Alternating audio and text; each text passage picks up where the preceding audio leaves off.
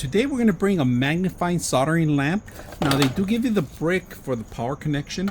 They give you the instructions on the power adapter with the power connection. Of course, it's a USB, and you're going to require a plus and minus to control the lighting effect, and then of course the power to turn it on, and of course the magnifying glass and the LED all around the actual LED glass, the glass right next to the glass, and then the base itself. So it's basic. You're gonna have to put this together, and of course they give you a Phillips to put it together, and of course, you know, the little crocodile's prongs that you get, and of course the goosenecks to bend the stuff. So we're gonna put it together and see how it works. So let's go ahead and do it. All right, we got it set up, and here's all the goose hands.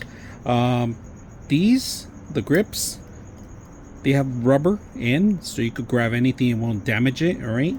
The lighting effect, let's turn off the light so you guys can see completely how everything is off. Really good. I mean, you can see the lighting effect, you can see the actual, and then like I said, you got your plus, that's the brightest. The minus, you could go minus, that's the lowest. It's about 5 or 6 levels. The base itself, metal. It's good for soldering. These are adjustable however you want, so we're gonna put this in the middle so you guys can see it. Adjustable however you want.